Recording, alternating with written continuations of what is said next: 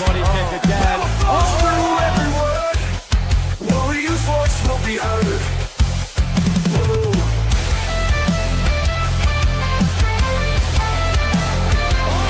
That's right.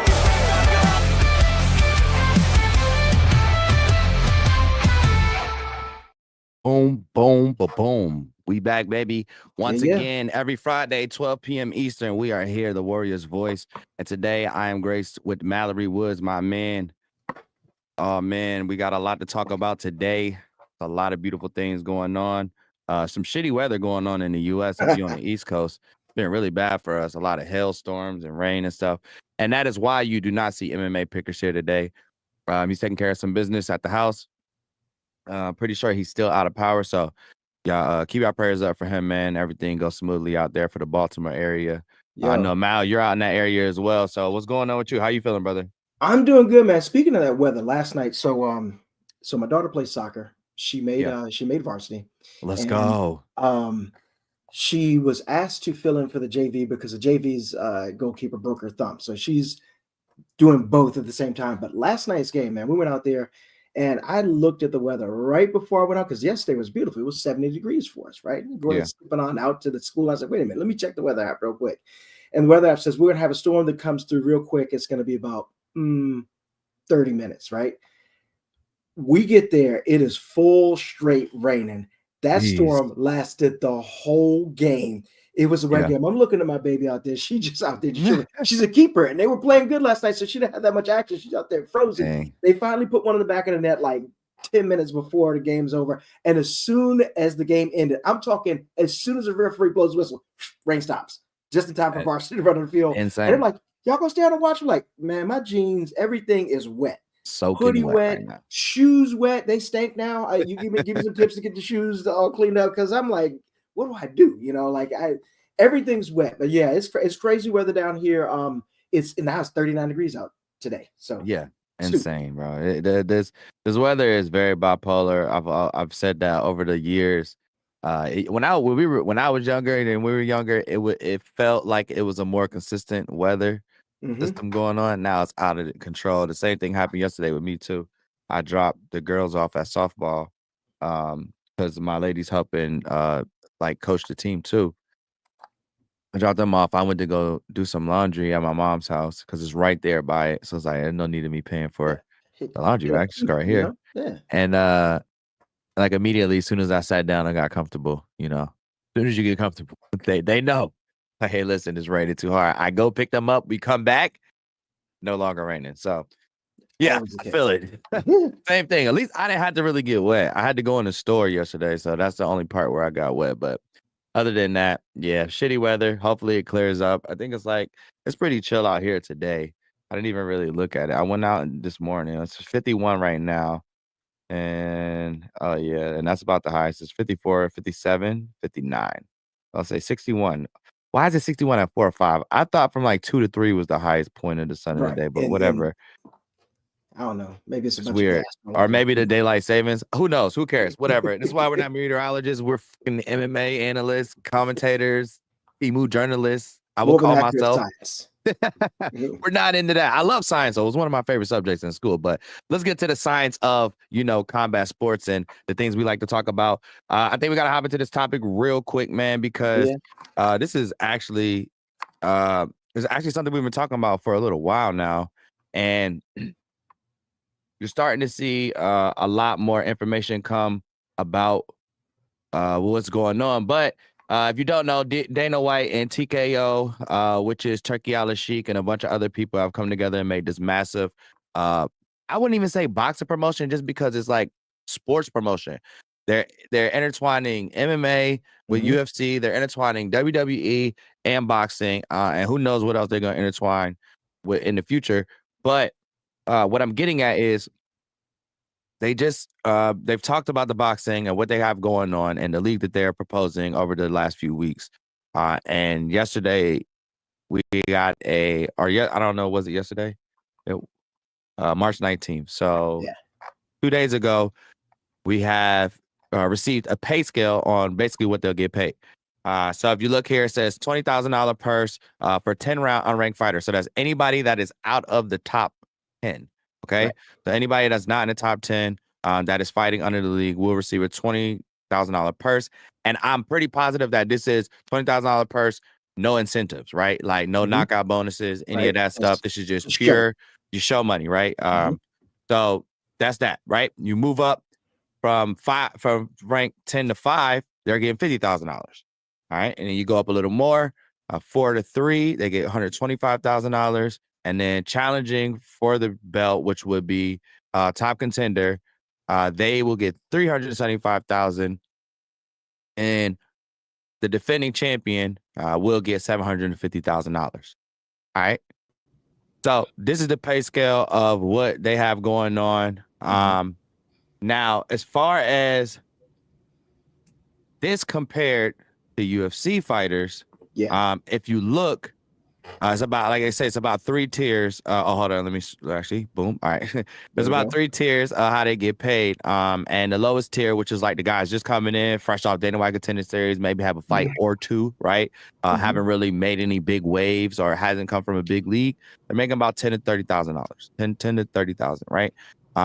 Now the mid tier guys, I want to say they were saying, yeah, right here it was between $80,000 and $250,000 per fight. So that could be anybody up to like a rising kind of Mhm. like star contender that actually can bring in people and fill in seats. To somebody who's like right on the You're on cusp the of cusp. being like in the top 5 or something like that, right? And then the top guys get anywhere from 500,000 to 3 million a fight. That 3 million a fight is really in the Jon Jones, Yep. Conor McGregor, maybe Ronda Anderson got somewhere Silva close. money. Anderson Silva money. Yeah, that's when you're getting pay-per-view points and well. And I'm pretty positive a lot of this includes the points that they get because UFC is not giving you pay-per-view points if you're on the lower end of the scale anyways. You have No. to be in the top. You got to be in the top of the I don't even think they let you watch a show after that. You just come in on the They pay-per-view kick you card. We're out. gonna do Yeah, you gotta send you go. out. I've heard plenty of UFC fighters say once the show is over, you gotta go. Bye.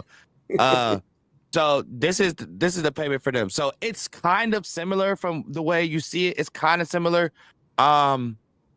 You could say that, oh well, the guys that are coming in on boxing are making $20,000, as they come in. Now, I guess my question would be is where is the level that you have to be at for you to get in there? Is it like the UFC, right? Is it like the top of the top of the top, the cream of the crop, right? You can't be just some contender who they think is no, you have to be like a proven contender. Like, oh no, this guy's had 100 fights in Mexico, amateur, coming over here, he's undefeated. It's that. You're not walking This in off guy, the this guy. street doing this. Yeah, you're not just walking off the street and getting an opportunity at 20,000. So I guess, how would you say, does this set a new precedent? And do you think like maybe this will cause issues with the UFC fighters? It isn't much more. I think Right. it's kind of like in the same range, but it could be arguments there of this starting at 20,000 because most of the guys that come in, they get 10 in the UFC. And They're getting 10. I think what is it, 10-10 or something like Yeah, that? there's some that make like 10-10. I think some have even made a little bit less than that. A lot of them tend to make like 11-11 or something like that. I think the one aspect that you also need to see though of this is I'm wondering how many of those fighters that are unranked they're going to have, because the UFC has a lot of those 10-10 guys, but a lot of them are really, they're developing. They put them on the early prelims so that where there's not a lot of eyes on them. Or fight but, night. Or fight night, yeah. But they get to experience the big show. They get to experience the big lights. They fall into the UFC ecosystem and they can start promoting themselves as a UFC fighter, which has other market appeals where they can really start growing their own personal brand. But I do wonder if they brought it up to 20K. I feel like a lot of those developing fighters, there are some fighters that probably would have never made it to the UFC because I think they would start cutting down on those fighters and really upping the ante of what level they accept bare minimum to get into the UFC. They might not, because right now they want to grab the prospect before one championship, PFL, Mm-hmm. etc., Yeah. gets them and makes them into a big name.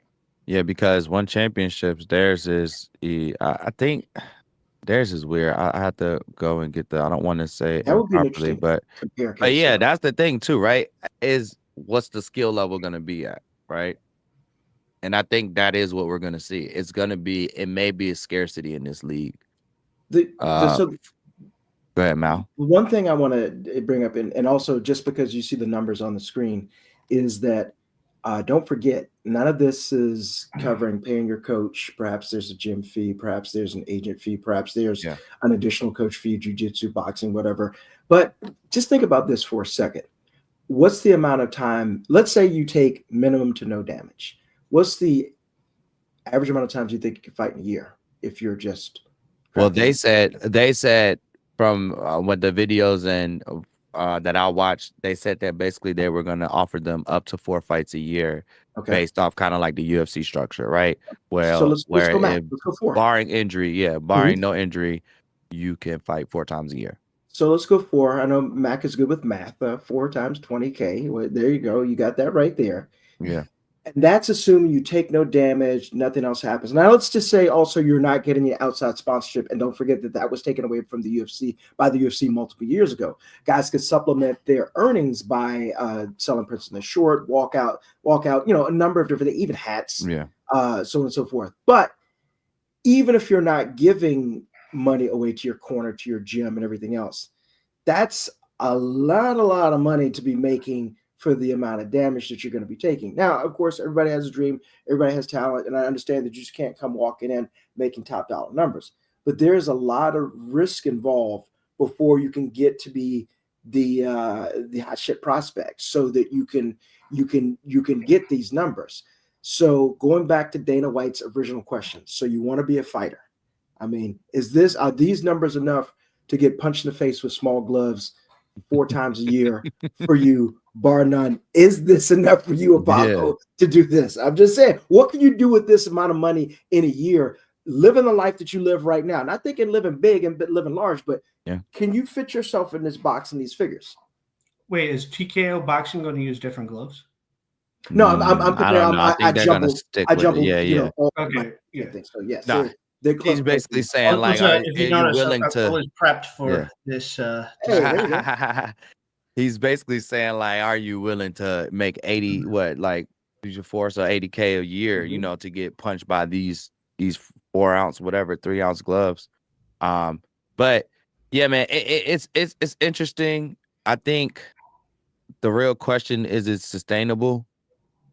I know a lot of boxers, they don't get paid shit. Even MMA fighters outside of the UFC, it's like I heard some of what these people get. I was actually shocked. I thought people get paid quite a bit more than that, but it's on a very low end. I mean, if you the reason why so many karate combat like MMA fighters want to go to karate combat is because it has the reputation to pay well within the MMA scene. Yeah.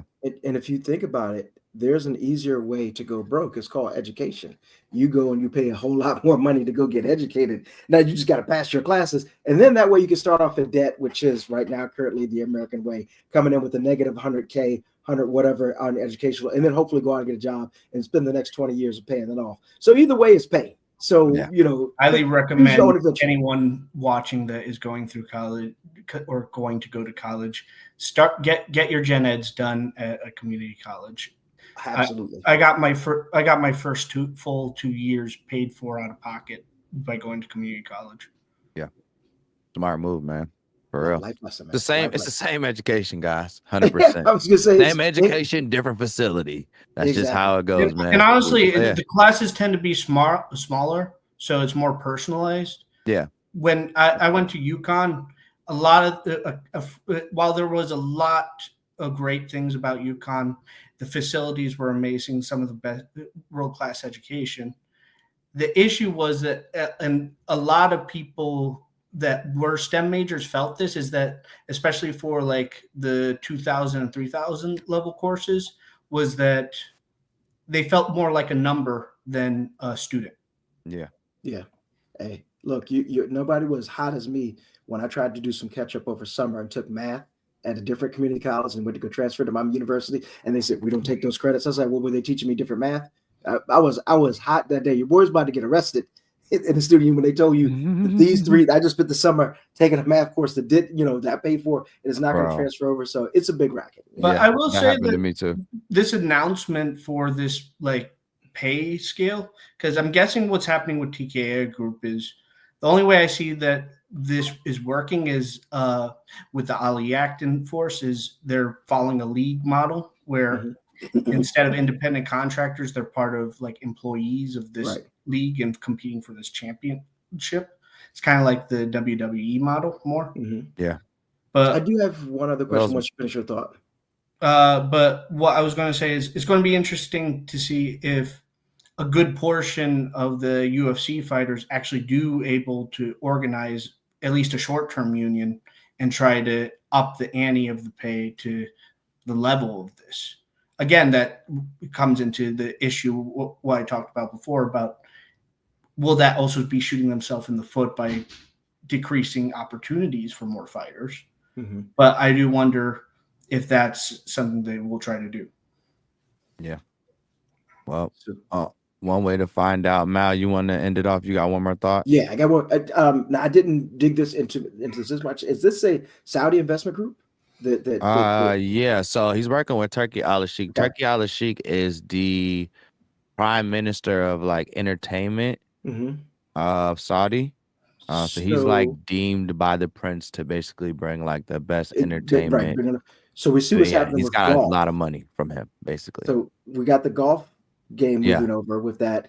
Looks like we're looking for boxing / MMA. Yep. Do these guys ever make a play for football, basketball, baseball, any other major? Because we know they got money. That's what we don't need. That's what we don't need.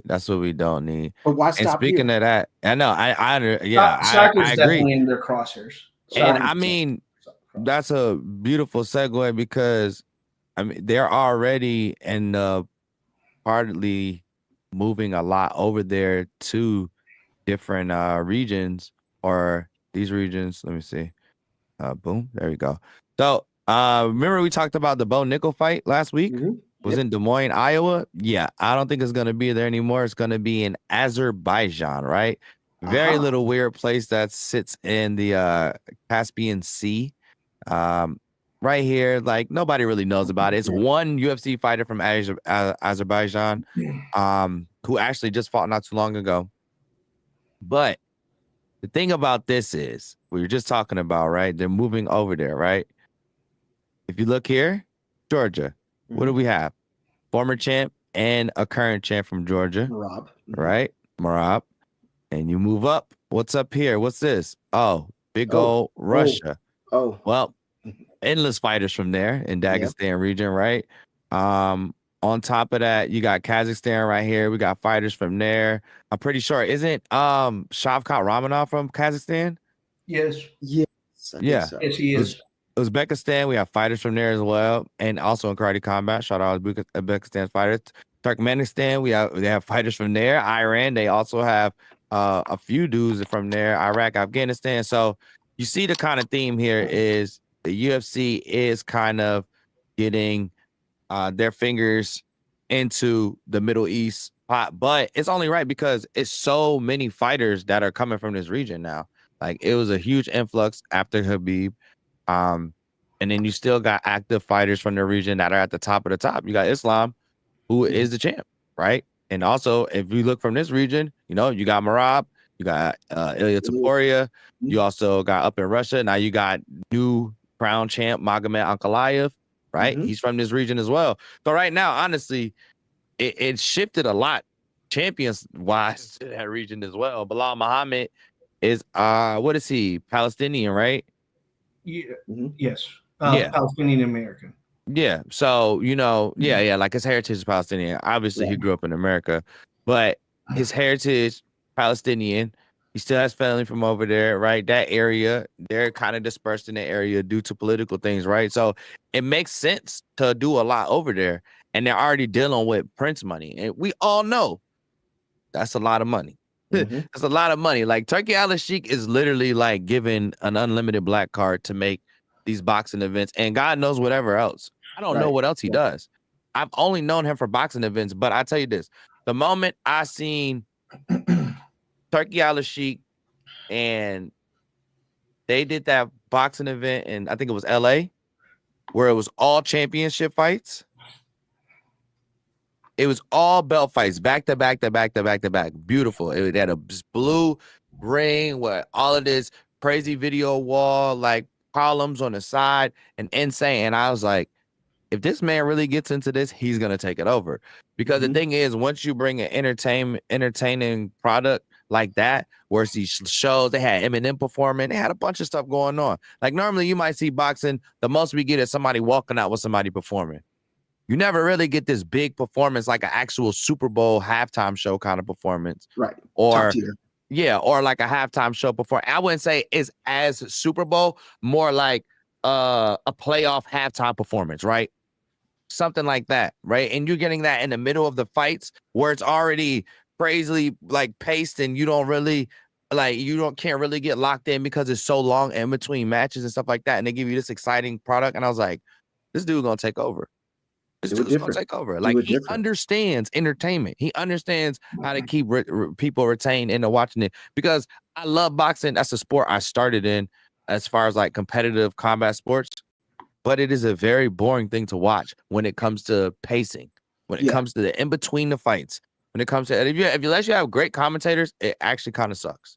You know what I mean? Especially when they're being asked to pad between matches, like, oh, we've got this great match coming up, and they're just talking, pad, knowing that there's somebody in the locker room saying, man, we got to get these guys out of here. And it could be little petty things like, well, I'm not walking out first. He got to walk out first. Well, I'm not walking out first. He got to walk out first. And they got other things up there. I do have a direct question to you, Apollo. I'm sorry for putting you on the spot. Now, let's go. Did you Google Azerbaijan, or did you go to the map and go right to it? Did I Google it? Did you Google it so the Google Maps did the work for you, or did you just went to the map and said, well, I know what this is? Oh, no. I definitely typed it in. I definitely typed it in the search bar at the top. Full disclosure. I definitely had to. I knew where it was area-wise, but I definitely went and typed it. It's right here. I definitely went and typed it right here. But also because I know I couldn't spell it, so I needed to learn how to spell it. So I needed to see it a few times. But yeah, small note. It was also. Technically, that region's also Middle East adjacent. It's the Caucasus Mountains are technically part of Europe, even though some Europeans don't feel that way. Right. Yeah. I mean, if you'd have called me for help, I could have given you the first letter for the spelling, but after that I was out. Yeah. That's a whole nother ball game, baby. But speaking of big ball games and big names, let's talk about it. Johnny Bones Jones, one of my favorite fighters on planet fucking Earth. Can I lead the charge with this? Because I searched for it and I stumbled across a Reddit thread, and the comments, some of them were hilarious. Oh yeah, we were gonna get to that on this one. Now that's why I pulled this specific one up right here. Well, I'm not gonna spoil it then because I came across that. So we'll get to we'll pull up some of yours on that one. I'll let you read some of those off. But basically the basis of this one, man, Jon Jones.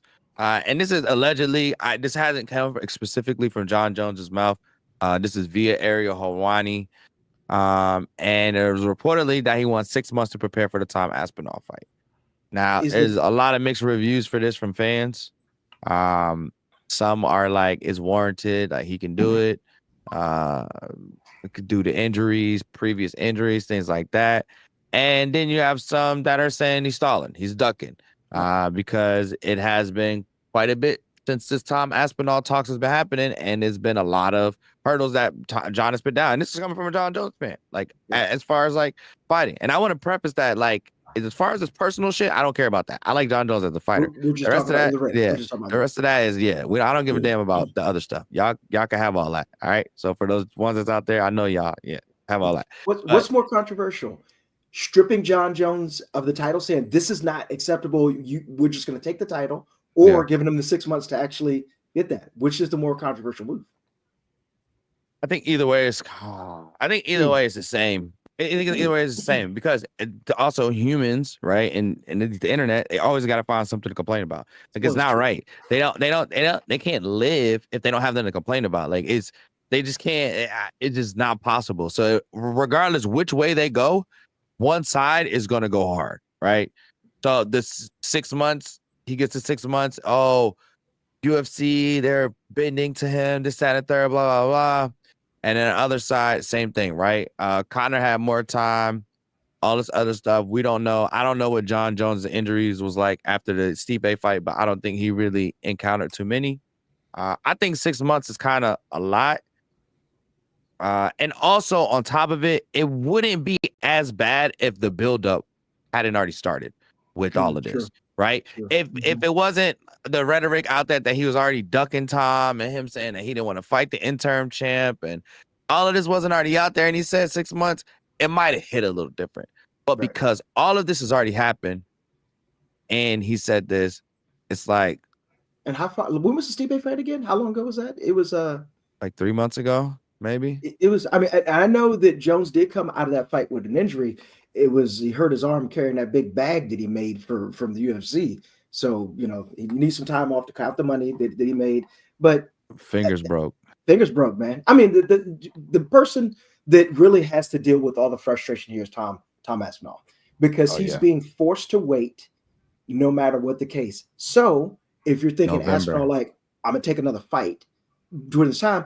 Now you're rolling the dice. If you slip up, if you lose, if you have a no contest, if you have some controversial ending, it gives, if you want to look at it this way, Jones the reason to say, okay, he's not the best, so I'm not taking the fight. Or if he loses the interim, I mean, can you lose an interim belt? Can you? I don't. I mean, I know the moment, because technically he already lost the interim belt because John fought. You lose the interim belt the moment the champion steps back in the ring. So it's like I don't. Yeah, I don't know what to suggest there. Yeah, it's weird, man. It's weird. I really, and the crazy thing is too, Chael Sonnen was saying that, like, where did the 6 months start? Like, did it start already? Is it about to start? That's a good question. Is it gonna start in 2 months from now? Like, we don't know when the 6 months is. He's just saying we need 6 months to prepare, right? If this is what he's saying. Like I said, this is allegedly. This is from Ariel Helwani. You can see her right there on the screen. And it's a Happy Punch article. Shout out Happy Punch. They be putting out a lot of good stuff. So, and I trust them. They usually don't lie about stuff. They usually don't put out clickbaity, false stuff. And I've seen this around a bunch of different stuff. Like, it's just not the only place I've seen it. And it sucks for Tom Aspinall as well. Yeah, it's kind of weird. And this could be mind games. This is sometimes it's what champions do. Floyd Mayweather was known for this. He would play mind games with people. Dehydration clauses, all types of stuff. You run you through the ringer through negotiations. Like, people do this. It breaks people down. It wears them out, before the fight. Right. And it gets them into this very, like, emotional standpoint and coming in a fight from an emotional perspective instead of, a tactician or somebody who's locked in and dialed in. So it's weird to see. I guess, like, should the UFC push for Aspinall to, like, defend again? I guess. Well, he doesn't even have the interim, but like to fight again. But and then it's like, who does he fight? Yeah, I was gonna say every question there has a wrong answer, in my opinion. Yeah, if you go with Tom, put the pressure on Tom Aspinall. But on the other hand, he's got to. If you don't force him to answer that, he's got to sit out, which stinks. Like you said, I mean, think about it. He's not sitting on a couch somewhere playing FIFA. He's not doing that. He's in the gym. He's training. But then there's a chance you can get injured training. He could walk out the gym and roll his ankle, and I mean, anything can happen. I mean, like, if you start to think about it, this starts to get on the emotional part. Like, man, I'm like, it's kind of like if you're a junior, you're a great athlete in college, and everybody's like talking about you going to whether it's the NBA, the NFL, or whatever, and you're like, no, I think I want to go ahead and have my 4th year in college. I'm like, okay, but you're rolling the dice. What if you get injured? What if those thoughts are on your mind every game you play? Man, I really hope I don't blow my ACL on this game. Okay, great. Now you're thinking about it.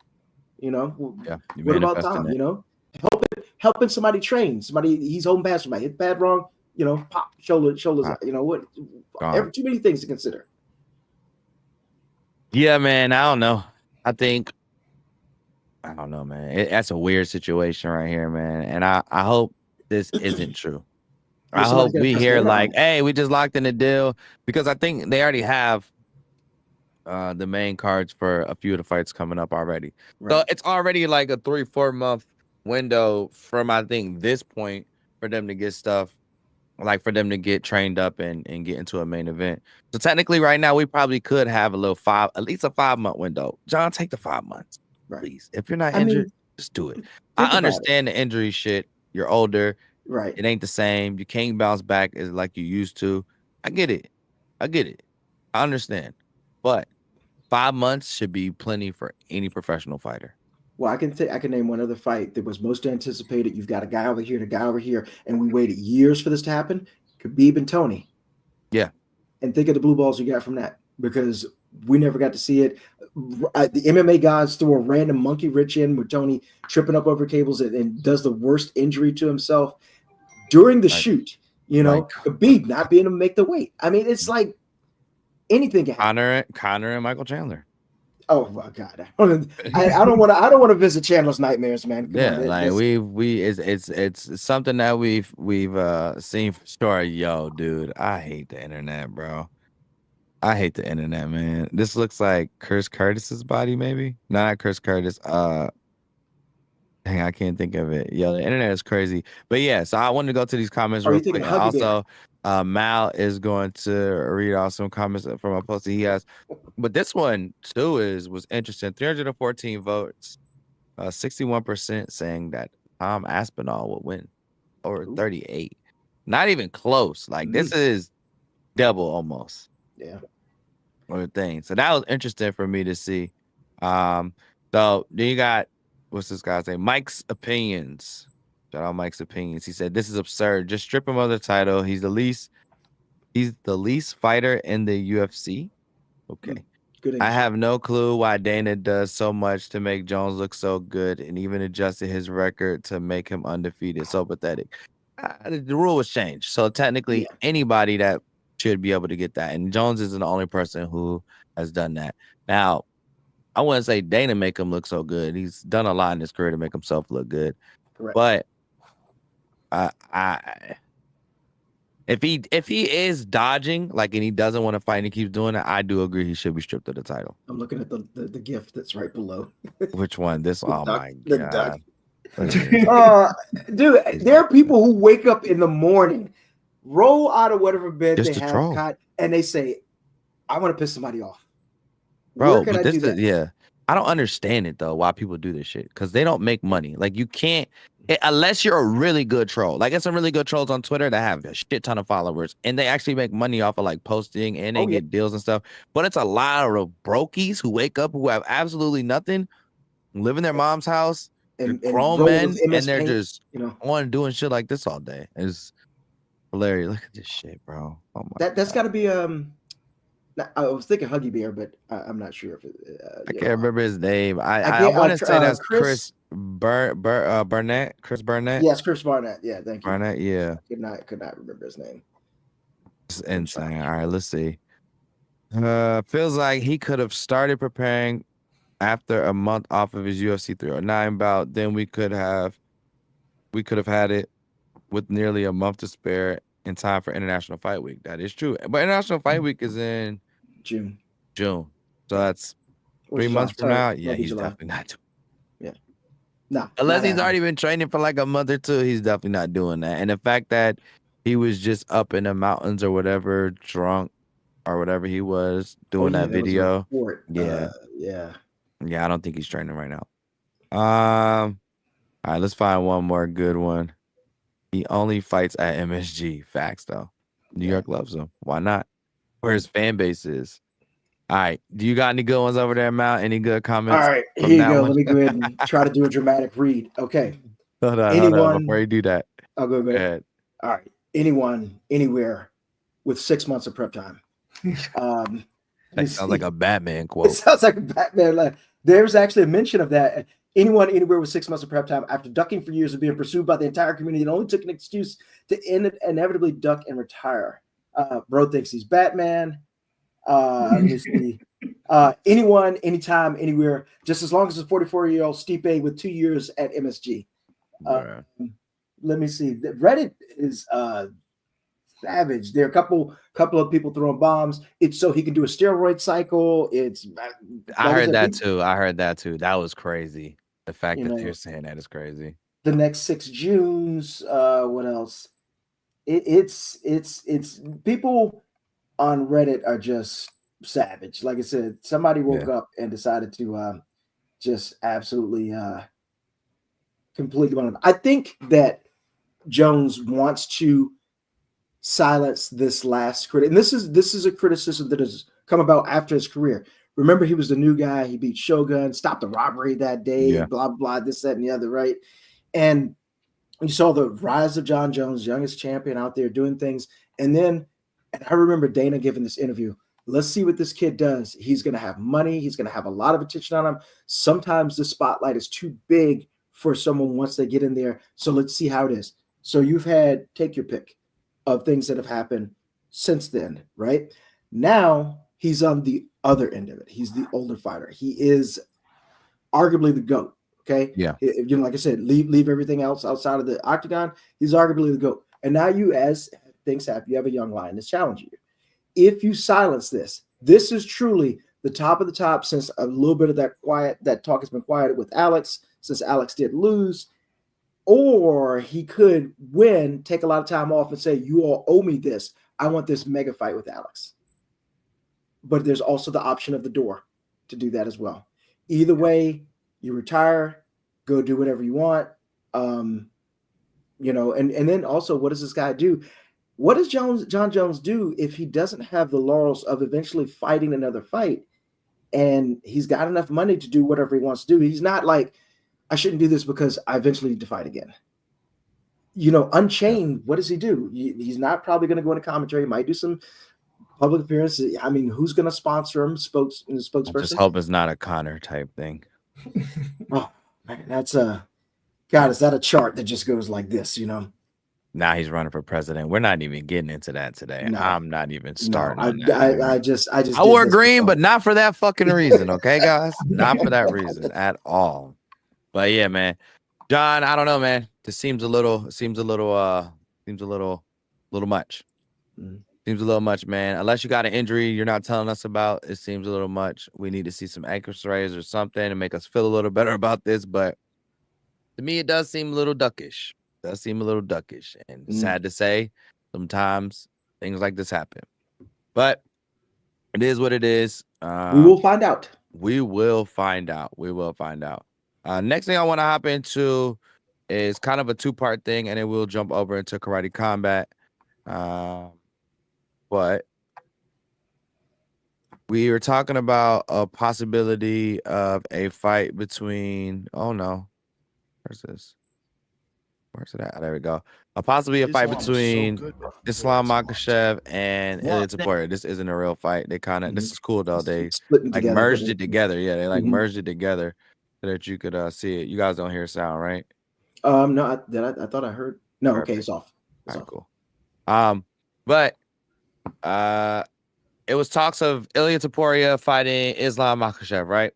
And it's reportedly that Islam Makhachev has declined the super fight. Declined it, said he didn't want to do it.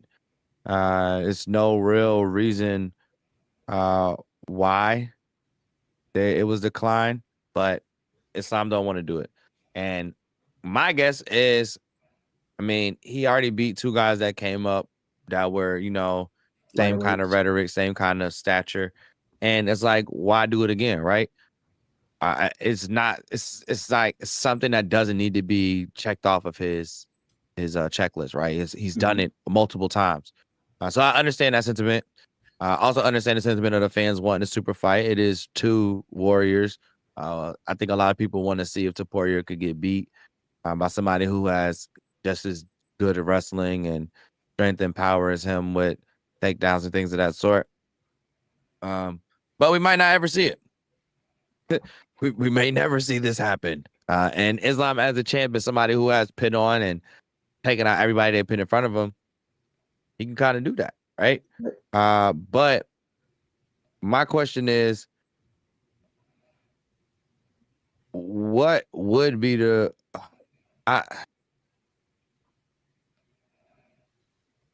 I don't know, like if it's not that, what else would be the reason, right? Like, is it risk time? Like, I don't Well, understand why you wouldn't. It's a super fight. You're gonna you get get paid. you get from it. paid. You get Yeah, paid. you're gonna If get that's your paid. motivation, if that That's is where your I'm at motivation, with it, right? Like you're gonna get paid, and I don't know. He is Muslim, right? Their morality and their value of certain things are much different from people who grew up in Western societies or Western kind of based ideology. The way they look at money and things of that sort is quite different. But, dude, I I didn't know mean, about the Patty thing. I just saw that for the first time. what? Was that Patty? The little dust up happened just about 30 seconds back. I don't know. This is just a mixture of a bunch of Right. Ilia It looks and like somebody was filming something. It looked like Patty. I'm not nah, yeah, I think it was Patty Pimlet. But This video's real choppy for some odd reason. and the But question is, okay, so if Islam doesn't accept that challenge, what's next for Islam? Who's next for Islam? Because that's a good Dana said point. he didn't want him going up. Yeah, he didn't want him to go up. And it's funny that Dana would squash that right away. Other people say, "Hey, let's go up and get the super fighting challenge." And I give Ilia respect, even if it was a problem with making the weight and everything. He immediately didn't say, "I'm going to try to hold on to this and do this." He just vacated the belt. So I'm going on up. Yeah. But Dana squashed that right away. Says, "No, we're not doing that." With Islam moving up. So this is what I was talking about. Yeah, I think that was with him and Topuria. I think that was before actual like pay-per-view. Yeah, that's okay. I might have to dig into that. I've not seen it before. So Islam, he doesn't fight. All right, so Arman Sarukian, which that was a fight that was supposed to happen. I forgot about that. So I mean, you could throw that one in there. He's already beat Renato Moicano, but Neil DeRusse is not needed for that. It's not Michael Chandler, Gamrot, no. Dan Hooker, maybe. Dan Hooker has been doing pretty well lately. Max Holloway, I don't think I don't want that. they want to see that again. Dustin Poirier, no. He's on his last fight. Justin Gaethje, no. Charles Oliveira, man. I would like to see that one. That is a possibility. I think Arman and Charles are the best possibilities here. I mean, you do got Patty. Patty's probably Patty or Rafael Fiziev are two that also down there. Benoit Saint Denis and Ignacio, yes, but it's a while before he has to at least get in like 2 more fights. So this is like future, and I think also Ignacio can give him a good run for his money. That's a Chilean kid, actually. Somebody that Arturo knows, and should see some cool shit with him and his family real soon. So yeah, this kid is probably the future of it. But I mean, as an immediate, do Arman. Charles will bring more of a pay-per-view pool. But do we know like how serious Arman's injury was? He's already, It was back injury, right, for Arman. For Arman, yeah, it was a back injury. How serious for him, was the injury? Are we talking like? I don't know. Month 2. I don't know, but if you look, he's already cooked a lot of. He's already beaten Sarukian once, right? So, I mean, I honestly didn't see Sarukian winning that, right? So it's still gonna be like after that fight, who? And I guess it's Charles Oliveira, right? Yeah. Or if they give one of the other guys a chance to jump up, to the top. But I mean, Islam has absolutely ran through everybody. Yeah, I forgot he beat Bobby Green too. Dude, he's beating them all. He's beating the best of the best. You got 2 Volks. Now, on the Volk ones because like a lot of it was short, going up in weight, all of this stuff. Poirier is a great one. That was a submission in the 5th round. That was crazy. That was a good fight up until that point. And like he's already beat Oliveira too. So that's another rematch, right? That's the problem. And that was what, 3? It was 3 years ago, and Charles feels like he's a much better. I did see something about him saying like I'm a much better grappler now. I'm a much better all-around fighter now. I'm more experienced. I got all of this, and now I feel like I have a better chance. So, I mean, I'd rather see him fight Oliveira than see him fight Sarukian. Right. It's crazy to think Oliveira says I am a much better grappler now because he was phenomenal grappler before. Yeah, And he got I mean, submitted by. he got submitted. Of course, Yeah. there's always someone out there that could be, be your better. But I mean, if anything, to me, Oliveira's striking has gotten a whole lot better, Hell in yeah. my opinion. So that bar has been raised too. But you also got to dance with the girl, you brought to the dance. Go with the, dance with the girl you brought. And that is his first love, which is jiu-jitsu. And if he has gotten levels better than he was before the first fight, that'll be interesting. I mean, that could be the great equalizer. If you're not going strength to strength, strike for strike, he catches him in a submission and it's tight. Then you're already talking about immediate rematch. You got 13 sub wins, Brad. That man is different. Yeah. 13 subs, 5 KOs, TKOs, and 9 decisions. And most of his decisions are unanimous. It's not really too many split decisions for his. I'll do. Yeah, man. There's a lot of divisions that are really weird right now. Same thing in karate combat. And we'll talk about that in a bit too. Like with it's a few divisions where it's like, where do we go from here? Like, this is what makes matchmaking interesting, Yeah, I feel bad for Leo. Like I don't envy his job when it comes to stuff like that, right? I don't envy it at all because it's very odd situations. Before we move on, Mac, you got anything you want to say about this?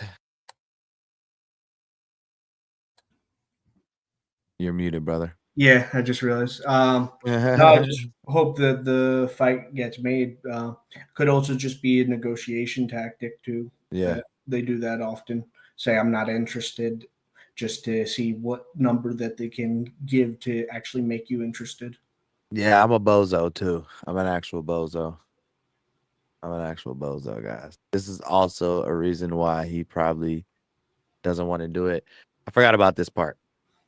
Ilia Topuria supposedly, allegedly, reportedly sent a mole over to Islam's camp.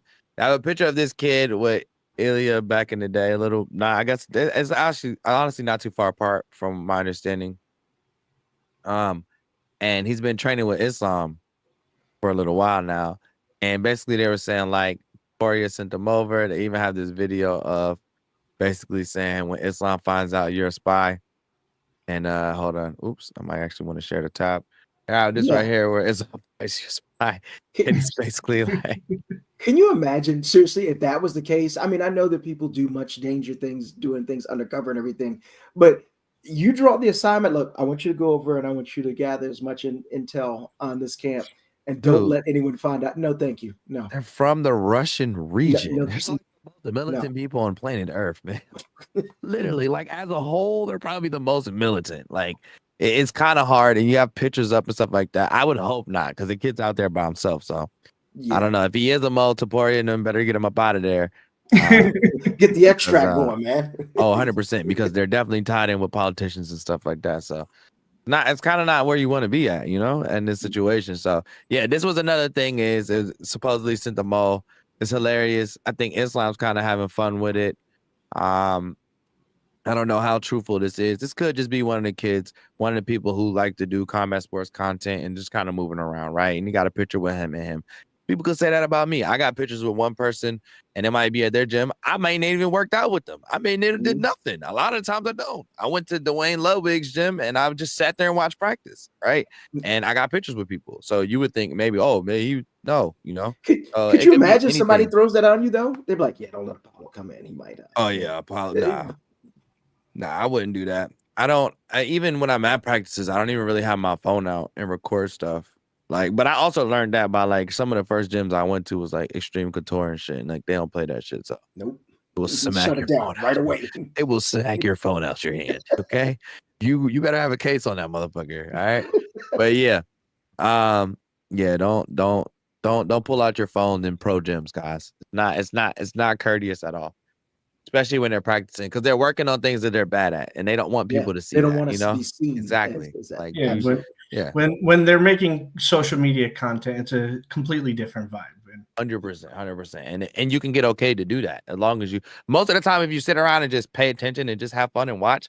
After that, if you are a content creator or somebody who does do stuff like that, you are able to work with them and do stuff like that and have fun, right? So. And if you have a big following, they want you to. 100%, 100%, 100%. All right, so let's move on to Karate Combat section of the show. And before we do that, let's give a shout out to Karate Combat because they are one of our sponsors. Hey. And last week they did we had some soccer picks to do. And if you live on the other side of the pond, that's football for you guys, UK, whatever. And I did all right. I didn't do too bad. That was cool. So I'm hoping they do some more of these.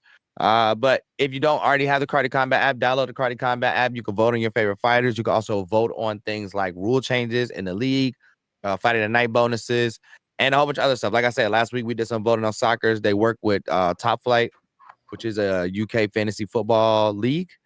And they offered us some picks there because we have a little drought in between. We have 2 months where we don't have fights right now, getting a lot of big stuff together. So download the app because when we come back, we're going to be in Dubai. It's going to be a triple title fight card. Going to be a lot of big stuff. They have a lot of big things coming with these prize pools, which are going to get bigger because they are working with sponsors to sponsor the entire prize pools. It's going to be massive. It's also going to help price for people who've been holding the karate tokens and been doing stuff like that. This should definitely help mitigate stuff because it's not coming straight from Karate Combat. They'll be coming in and buying it. They'll be increasing the prize pools. And with Karate Combat, you can't lose. You can't beat that. You can't beat that. When you can't lose, you can't beat that. You put your money up. If you win, you get a percentage. If you don't, you get your money back. I love that. You know, I've never been in a casino that's done that for me ever in life. I've always taken my money and I've cried my way to the bar. Okay. So download the Karate Combat app right now. Shout out them for sponsoring the show. And they've been our sponsors since the beginning of this. 25 episodes we're in. That's and they've right. been our sponsors. So big 25 today. Let's move on to Karate Combat since we're talking about them right now, since they are the sponsor of the podcast. Yo, this coffee needs to kick the fuck in today, dude. It's just not there for me. I don't know what it is. You got to get a, I don't know. This is a new blend. I don't know what it is. I forgot what it's called. They didn't have Lavasa, which is what I usually have, but it is what it is. This next segment, contender debate. We got Weber Almeida and Gabriel Varga.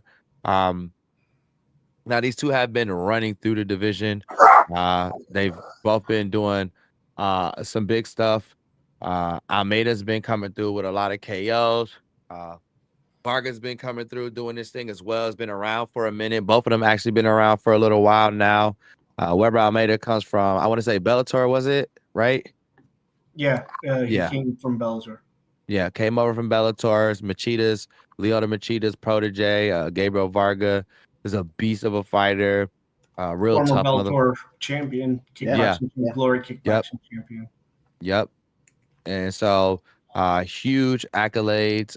Stat sheet for both of these dudes it's absolutely insane. But the question today is like, who is the top contender of these two? Who is number one? And I think it's perfect, that we have a beautiful co-host like Mac Tyson here to kind of go over debates like this, because he is one of the ones who kind of helps with the rankings and things of this sort. So these are things that kind of mind boggle you a lot. And oh shoot, actually I was right at the fight. These are things that mind boggle you a lot and things that you have to go through with the rest of the guys on the commission. So what's your take on this, right? What's your take on who you think should be in the number one spot, or do you think there's something else that should be done? As I try to get this video to actually work. It's a tough spot to be in because, like, Gabriel Varga has lost to Dagestan. Yes. And but he also has and of course has Shinzo Machida a couple in of his wins corner by tonight. TKO and wins over top contenders too, like Bruno Cease was a top contender and also, when he when you made talk his about a debut. blitz, what they use in karate, Andres what's Vendetta, this guy? also ranked 0 fighter. to 60. Weber like Almeida 1.2 fought seconds or stiff so. competition and he's knocked out everybody. And Is the official Jeremy internet Payet is a browser very of tough Karate fighter. Combat, 3 times faster than Chrome. That's and crazy has to say privacy online. That was the fight I was pulling up. Brave.com. Paulo, you got the sound on. This is literally. Oh, I do? Okay, my bad. Hold on. There you go. There you go. Yep, run it. Yeah, Jeremy Payet was a very tough fighter, and he's top ranked. And it feels like the type of win that would put you into the number one contender spot. But I wonder if that's more just because of Varga's inactivity. Because Varga, if you look at the pure numbers, Varga has had solid wins, including that win over Madeira. Yeah, Madeira one was great. And the one before that was what, a no contest, right? Yeah, with Madeira. So it's a difficult debate. And then also you have Varga's accolades. Yeah. But the fight the fans kind of want to see at this point, though, I'd argue, is Weber Almeida versus the Gabriel winner of Varga. Shahzaib versus Luis Rocha. Oh, they want to see. Hold on. You said the fans want to see. Almeida fight the winner. Oh. That's the vibe I'm getting. I'm just looking over. I'm going over Vargas, and just for the people at home, I kind of give context on his record and like who he's fought, and then we'll kind of slide over to Weber. But Gabriel Vargas' first win in karate combat is against Bruno Assis, who also fought Shahzaib Rind recently for the interim title. He has a win over Tommy Zeus, who also fought for the title. Didn't he fight with Owen or Who are you talking is it about? Tommy Azeus? Azeus, Tommy. Tommy Azeus, no, that was his brother Kevin that fought. Kevin, okay, yeah. Yeah, Tommy Azeus has been mixed in his karate combat career, but part of it is the issue is that he has never had a fight camp longer than 2 weeks. Yeah. I wonder He if lost to Edgar Scrivers, unanimous decision. And then, like we said, no contest to Andres Madeira, and then a win over Andres Madeira, which Madeira is also somebody who's heavy accoladed and has a stat sheet that's super long as well. But in this loss against Edgar Scrivers, right? This is the one people can really kind of, try to say that when you look at it, right? Scrivers kind of got like dominated by Shahzaib. So Shahzaib wins, right? And Vargas up next, and he got a unanimous decision to Scrivers. As somebody just looking at it from a paper standpoint, right? I would say I would pick, Weber Almeida, the guy who's up and coming, hasn't lost, right? And that hasn't lost to anybody who the champions have just dominated, right? And like I love Scrivers. I honestly was kind of like, I don't want to say disappointed. I just expected more from him in that performance. But Shahzaib, honestly, he just took over. Like he was in his form. He was in his zone. And he did what he had to do to get the job done. I think honestly my pick would be Almeida. Just based off of this. I thought it was a split decision with Scrivers. I didn't know it was a UD.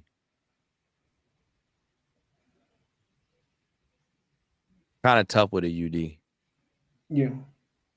It's kind of tough with a UD. And because only reason I say that is because you look at that and then you go here, right? Only thing I can say is counter argument. Who are these guys except for minus Payet compared to the guys that Varga fought, right? Yeah. The first fight wasn't the stiffest competition. Yeah, this is Playa de Carmen. And I think this guy was like on short notice. Yeah.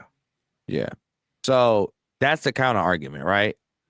Weber Almeida doesn't have as much good competition in karate combat as Varga has had, considering, the level of the people that he fought and where they've been in the ranking.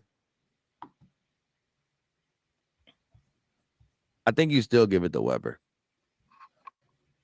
I think you still do. What are you thinking, Mal? So Where's your brain take you? And I my want to pull up some.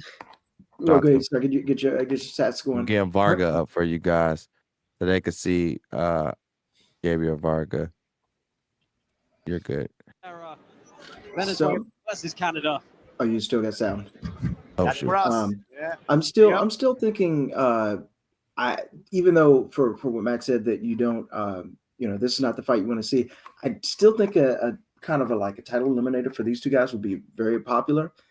And over the past week, I have been getting, it's funny because I started following Weber from the last show, and I've been getting more and more of his videos coming up on Instagram. Oh And yeah. I'm loving the content he's put out. I love seeing him teaching his students. I love the way he's got a real playful sense about him. It's just like, man, you kind of root for the guy. It's interesting because where Weber is, very up and showful and everything, while Varga's very stoic, and he's just like, I'm all about business. I train my brother. I'm up here in Canada doing stuff. That's it. Mhm. And I'm going to go and I'm going to take care of business. So it's a real contrast in terms of the two individuals that are going to fight there. But I think I kind of want to see both of them fight to see who would be proverbial next in line after that. I mean, that's where I'm kind of at. I'm pretty sure both guys would take this if it was presented. No one's going to say, oh, I got a birthday party to run to on that day, or I plan on getting a haircut that day. They I would will both hope be not. down. Yeah, I would definitely hope not. I think too, man. And now that I'm thinking about it too, is if you have to give it to somebody, right? I think you give it to Weber. I think if not, right, if there's a possibility of another opening there, you just do the contender fight. Yeah. The fans would love it.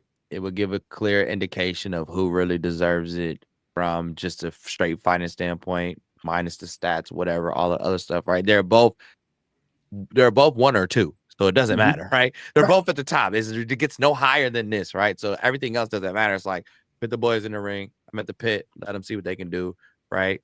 And go from there. Any closing statements for this one, Mac or Mal? Either or. Go ahead, Mike. I think one debate I'd love to hear your guys' thoughts on would you like to see them fight each other, Weber versus Varga, to decide the number one contender?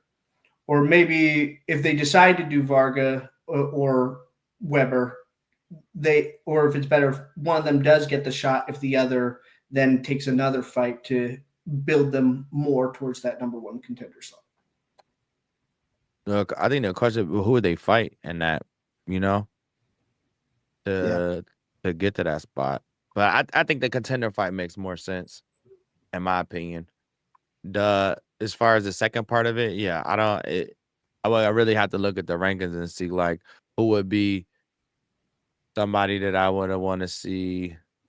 Is Noy in that? No, Adam Noyes Noy's win. down one, right? I think Screevers versus Weber would be a fun fight. I can see Would that. be interesting for sure. Well, yeah, he hasn't fought him, so From the Karate Combat matchmaker standpoints, one thing they usually like to do is like get an established name from like UFC or Muay Thai or kickboxing versus these up and comers to really build their name before they get the shot. yeah. Wow. I don't know, man. This is a mind boggler for me, bro. This is a good conversation. Shout out Mac for bringing this topic to the forefront for this episode. Because, yeah, man, it's going to be rough. And that leads us into our next one because, well, no, that doesn't actually, well, it leads us to the next one because we're done with that. But another debate over kind of the same thing, but in a different aspect, right? Who is, the true champ? Who will become the true champ? Who will be crowned the true champ?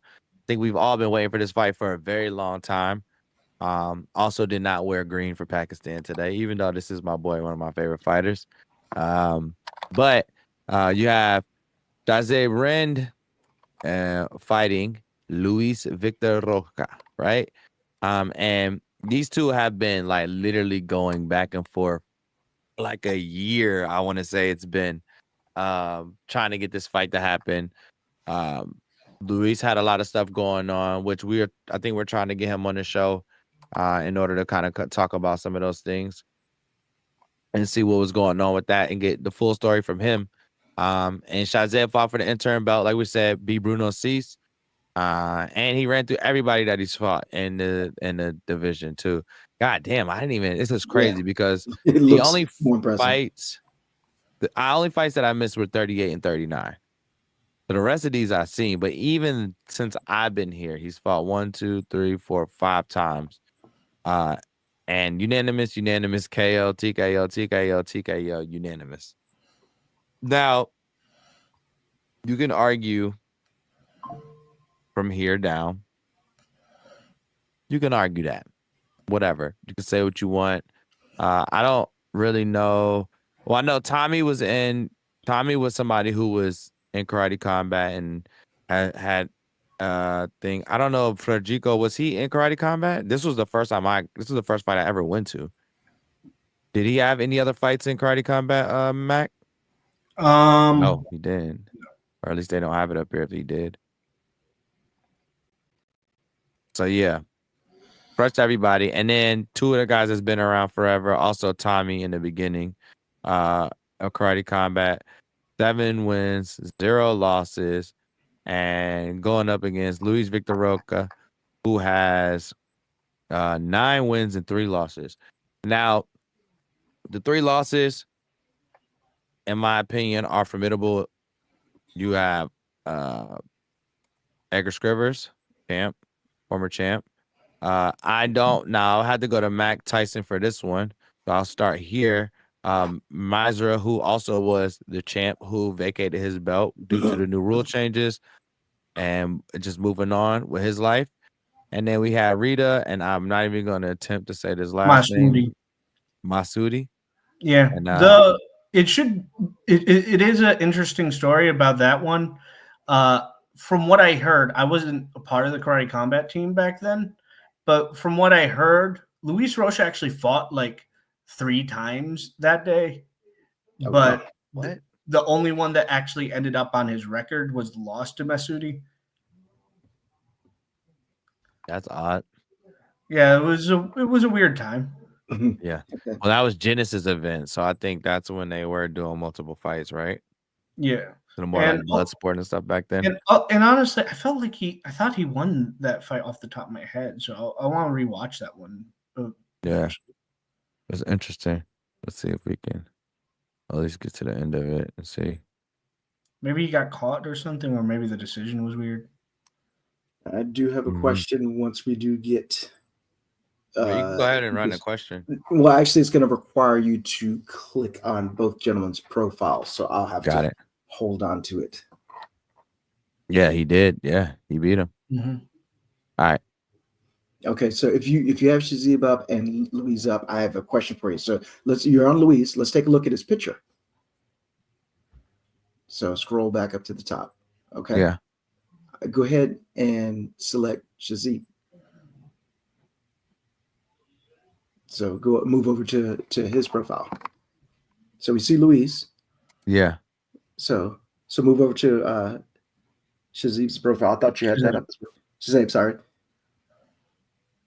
Notice anything different? Yeah. I mean, one has the belt, one doesn't. Right. But honestly, also Lou, I don't know why they don't have it at the top, but they have it in all his pictures. They're also giving him a championship glow. Look at this radiating from behind him. He's glowing in gold, and you don't have that on these. So what? So I mean, there's been a lot of, obviously, like I said, these guys have been talking way more than we could even talk about here. They've been going back and forth and back and forth and back and forth, but it's almost like the organization has really shifted behind one fighter. You know, maybe that's controversial, maybe that's not, but it's controversial in a sense, but it's also business in a sense. And you have to think about who puts ass in seats and who brings viewership, who brings the people who will sell out merch, who brings the people that will. So understood. Is it fair? In my opinion, no. I don't know who runs this, who does all of this in the background, right? But from the understanding, Luis Rocha, like I said, hasn't fought in how long, right?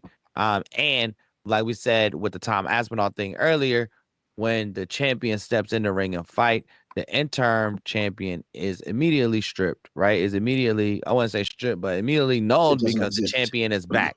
So in this current moment, technically Luis Rocha isn't back. So I couldn't understand why the site looks like this. Yep. Now, could there be other things going on? Possibly. Can, I don't can fucking I add, know. Can I add some clarification since it is a unique situation right now? All Yeah. right. The way the Karate Combat is marketing this fight is it's not champion versus interim. It's Shahzaib is the evolved rules champion Oh, since he's yep. fought under the evolved rule set, while Luis Rocha is the old rules champion, and they're going to unify it to decide the undisputed lightweight champion. Got it. So that makes more sense. That makes more sense. That is true though. Luis Rocha hasn't fought since any of the rule changes, actually. Correct.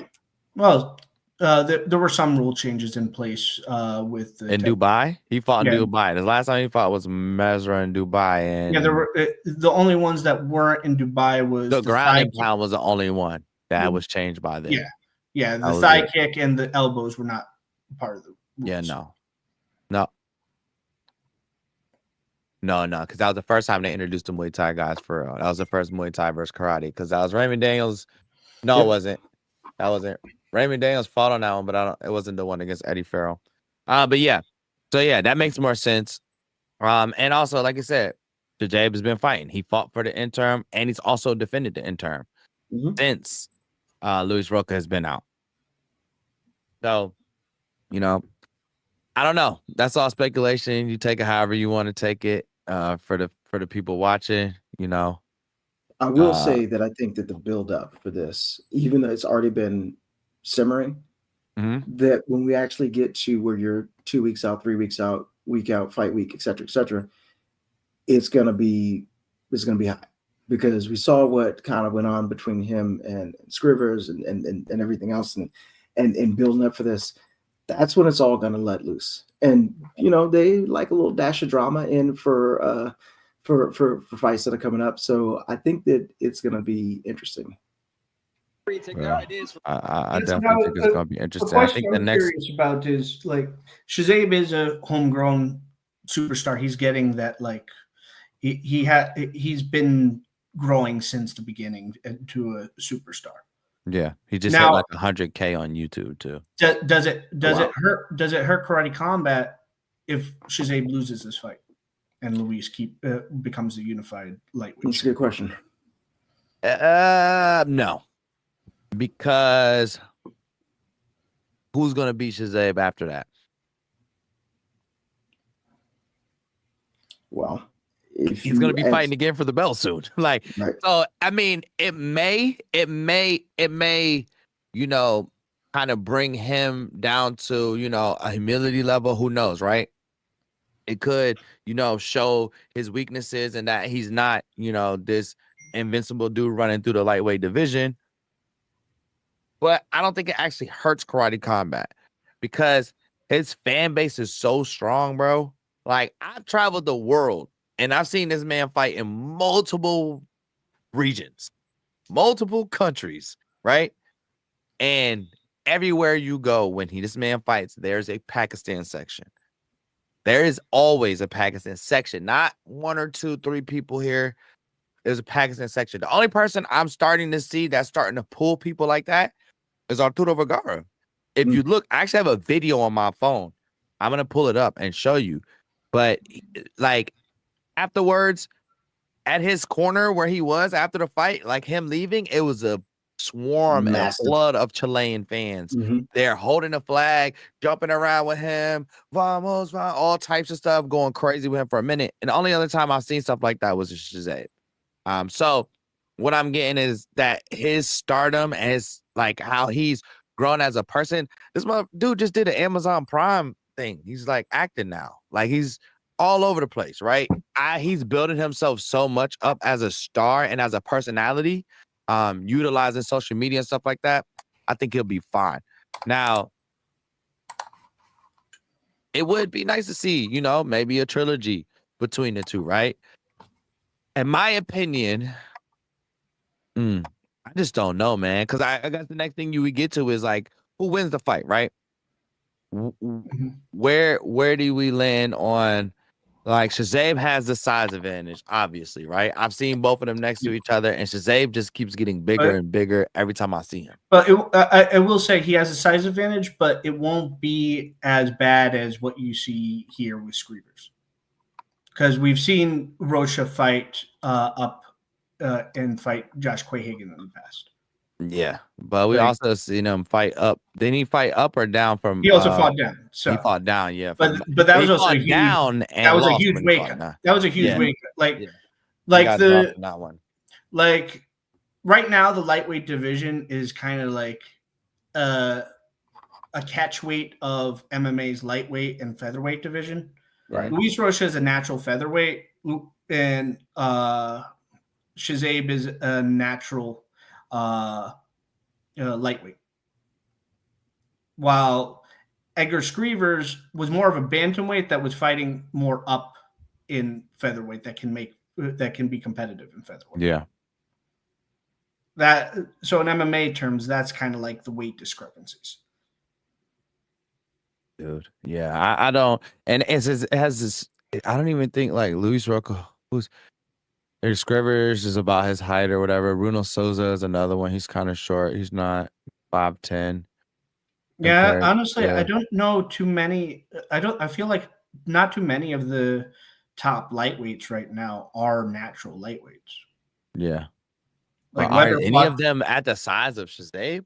None of them. He's that crazy. That's what I said. That's that Middle Eastern. That's that Pakistan, Iraqi, Iranian build. Where they have all of this weight that they go so vertically. They have all of this weight vertically aligned that they're massively taller than the rest of the division, but their weight is so proportionally, structured out. It's a good thing that combat sports don't go by weight and not height. Yeah, facts. You see, look, I love doing this, right? Marcus Perez right here. Got a bunch of people just being in the background. Jay Duran right here watching. I think that's Jolton Luderbach right there as well. Bunch of stuff, bro. But yeah, man, I don't know, man. Honestly, I think I don't know, man. I don't even know. Shahzaib, and I'm gonna tell you this is why.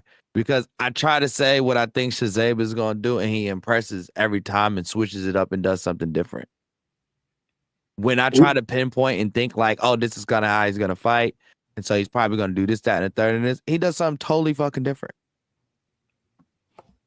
I mean, I think that's the improvement that he's made from the 7 fights he have. You can tell he's learning. He's not only complementing his skills, but the confidence that's coming with it. Yeah, and he looks physically stronger. I mean, like way different. I think I interviewed him at I think it was the weigh-ins or something. I was like, bro, you look massive. Like you look massive.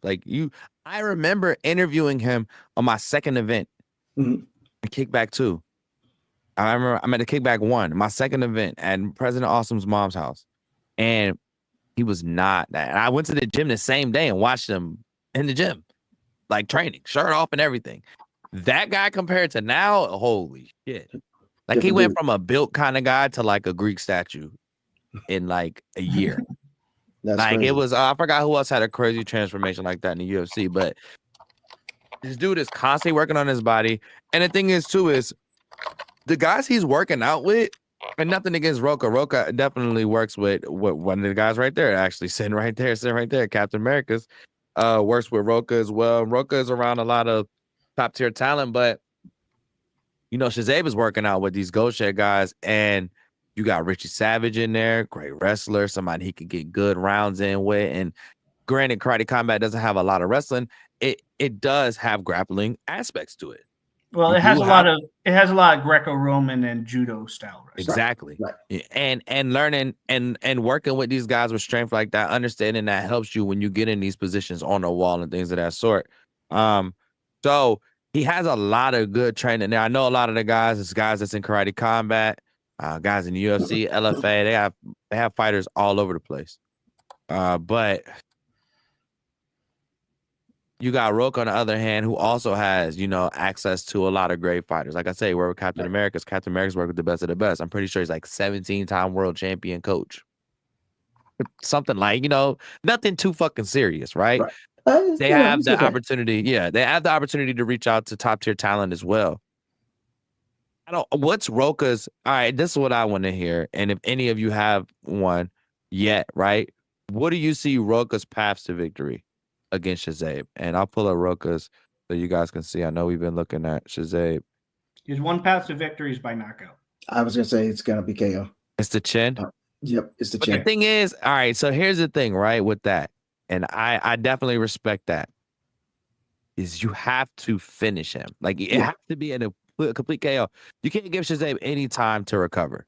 If you do, he's gonna recover.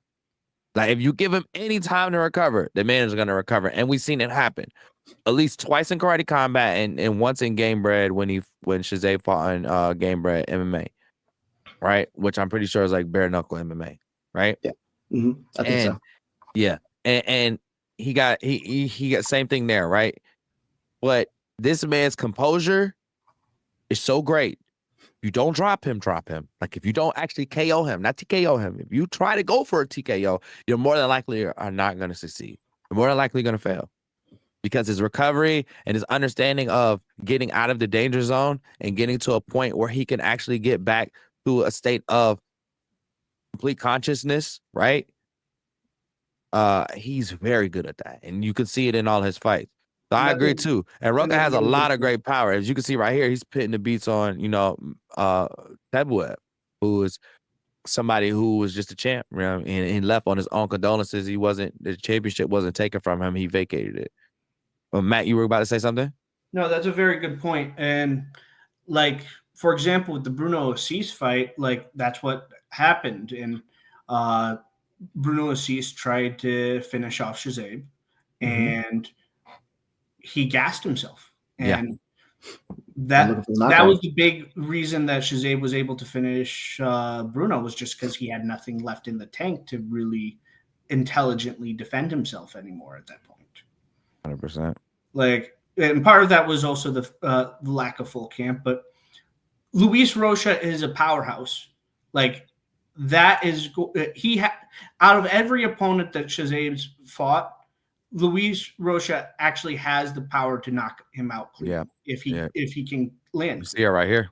There it is. There's the power you speak of. Now, the issue with that is that takes up so much oxygen in his body frame that if this fight goes past the third round, that's where Shahzaib can really start taking over. Yeah. And the third round is going to be even. Yeah. And I used to feel like, I think before the last two fights that Shahzaib in the later rounds, it would be an issue for him as far as gas tank and stuff was. Don't look that way now. Not anymore. After what I seen with Scrivers, after what I seen with Bruno, even though he was a big gas with Bruno, but it wasn't as bad. And I think it was all out war too. When this war is like that, I don't care if you gas out. If y'all still banging, I've had it. I just know that y'all been fighting the whole time. I hate it when they start getting to the point where they're just standing there and not really doing nothing. Like, right. If you completely swing until somebody drop. Fuck it. You're both tired anyways. But yeah, man, the power is, that's the thing he has to look out for. Rocha is definitely a sniper. He's definitely looking for a chin shot. He's definitely trying to drop you. He's trying to hit the button. Shahzaib has to make sure he protects that chin at all times. Yeah. Well, Rocha's dangerous in there. And he's smaller too, so he's kind of got to get in the pocket to really put something on you. But that's where Shahzaib is good at. This is why it's so tough, because Shahzaib is so great at range. He's so great at keeping you right at the point where you can barely hit him. But where he struggles with is pure karate range, right? Which is just a little bit outside the range of that Sanda kickboxing range that Shahzaib has such a high acuity for. Yeah. He's always struggled with that. And honestly, Shahzaib was gifted with the fight with Bruno Assis in the sense that Bruno laid the groundwork of what Luis needs to do to secure the win against Shahzaib. But that was also a good gift for Shahzaib because now he can work on that opening because that Yeah. is been a consistent shot that he's struggled with. Like the four biggest threats to Shahzaib is Luis Rocha, Weber Almeida, Jeremy Payet, and Rafael Agaev. Also, honorable mention for Bruno Assis if Bruno can get to that next level, because Bruno has amazing talent, but he needs to really get honed in on it. And if he was able to train full time at Team Alpha Male, we'd see a completely new Bruno Assis. But out of all those four people, three of them are really strong karate people. That is an area that Shahzaib needs to work on. Jeremy Payet is just also because he's such a high-level striker with strong knockout power. Now, but with that being said, it's a beautiful thing for Shahzaib that he has these four challenges, because if he can face all of them, win all of them like he's been winning, Shahzaib could retire then as a legend of karate combat. Yeah, 100%. And he's on a path to doing that. I mean, first Pakistani champion record. He can't get the most in a year because Arturo already got that one. But he's got quite a few, right? And if he can continue and stay in this division and keep winning, he's definitely going to be straight. But I'm gonna let Mal go. We actually about to wrap it up, but I'm gonna let Mal go head out early. Shout out Mallory Woods. Make sure you follow him on everything: Twitter, Instagram, all types of shit. He's got a great voice for this MMA combat sports stuff. Love him. And also check out the Karate Hour is down below. If you scroll all the way to the bottom, all of our other channels are there as a Mac and Mal show. Mal, we love you. We appreciate you. Go ahead, brother. I know you got to get to a meeting. Me and Mac ended out. Appreciate that, bro. You guys later. Take it easy. But yeah, man, this is gonna be insane, man. A lot of different passive victories for each fighter. I think Shahzaib has some stuff he needs to work on as far as like with his chin and the things that he encountered in these last few fights where he has been on a disadvantage. I think Rocha has some things he needs to work on as well with fighting a bigger fighter, somebody who's a little different from the other guys he's fought. He's fought a lot of brawlers, fought a lot of technician guys. And Shahzaib is more of an aggressor, and he has a lot of confidence coming through these divisions, right?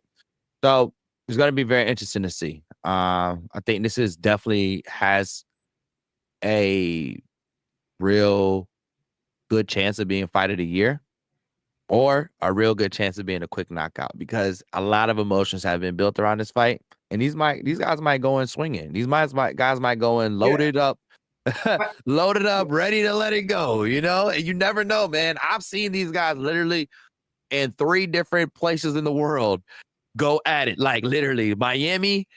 They were literally Miami 3 fight cards ago. They were right there at the press conference right before we went on the press conference, just going at it, almost pushing each other in each other's faces, noses on. Singapore, they went at it like 5 times at the press conference. They went at it at the ceremonial weigh-ins. They went at it at the fight.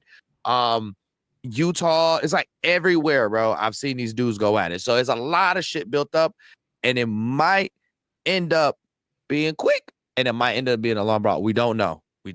But I tell you this, win or lose for either side, I do not think it's going to be the last time we see these two fight. 100%. That's just my guess. One, it's a good buildup. You know, it's a great buildup. It's been a lot going on. And I'll make sure that wasn't on because it's on a whole nother thing now. It's a great buildup, and there's been a lot going on in between these fights and in between this fight. And it's getting set and then it actually happening. So I think we definitely have one of those, I wouldn't say Conor Habib type rivalries here, because there was a little more intense, but it's definitely up there. It definitely rivals a lot of the good rivalries that we've had in the MMA and combat sports world. And one more thing before we leave, I forgot to talk about this real quick. And I'm literally gonna show this. We're not going to sit on this for too long. I'm just going to throw it out there as some news. GFL announced, I guess this is their first card and where it's going to be held at. And very interesting. First to start off, you got Tony Ferguson versus Dylan Dennis. That's interesting. Tony Ferguson is on like an 8-loss win streak. I mean, 8-loss fight streak from the UFC. I think he's been terminated as of now. I don't know yet. And Dylan Dennis, I don't think has many MMA fights, but is known for his grappling and helping people with their UFC camps and with his wrestling. You got Favor versus Burrell, Henderson versus Pettis 4, I guess at this point, right? Yeah, because we did 3 at Karate Combat. Yeah, it's technically 3 because this is the 3rd MMA fight, but yeah, this is the 3rd MMA fight. Technically, at Karate Combat, the 25 Karate Combat, it wasn't the MMA kind of rule set, so this one falls into that. And then you have Lima versus Uriah Hall, who also Uriah Hall, who also has been talking about fighting Karate Combat against what was it, Ben Askren, I want to say. This event will be held on May 24th through the 25th, and it will be at the Shrine Auditorium in LA. All right. So this is just some news I wanted to bring to you guys, so that you know what's kind of going on. We did talk about the GFL kind of briefly not too long ago. Yeah, it's kind of a structure similar to like PFL with the playoffs and all of that cool stuff or whatever. But this is the first card they'll be having. They had their draft not too long ago. And this is what they came up with. So I don't know who's the main event for this, to be honest. Honestly, I feel like everybody's kind of at the same level. I think if you would say the main event, in my opinion, it would be between these 2 fights. Maybe in the Uriah Hall fight. You could say that too. I don't know. To be included. So yeah, none of these could possibly be the main event. Okay. So whatever. Yeah. That's what's going on with the GFL. We'll get more. We'll give more to y'all once we get more. I hope Uriah Hall wins because I want to see him in Karate Combat. Yeah, I hope Uriah Hall wins too. I hope Uriah Hall takes his training camp seriously. That's where he wins. Uriah Hall wins if he takes it seriously, but he is older, so we'll see. We'll maybe next week we'll go ahead and break down some of these fights and talk about it. With the GFL and what they got going on. But yeah, May 24th to 25th, they'll be doing this. Ferguson Davis, Faber Burrell, Henderson Pettis, Lima Hall. It's going down with them. Yeah. Shout out to them. Our boy Robin Black is over there. He's doing work with them now. Shout out Robin. Robin be over there. I'm going to be watching it just because I fuck with Robin. Robin's my guy. And there's going to be some good fights over there too, for sure. Like Uriah Hall. I love Uriah Hall. Henderson Pettis. We've seen him fight so many times. We might as well watch him again, right? It is what it is. But we're going to go ahead and get up out of here. Oh, I do have one parlay for y'all. So like I said, MMA Pickers could not come today. But he did send this parlay for you guys. All right.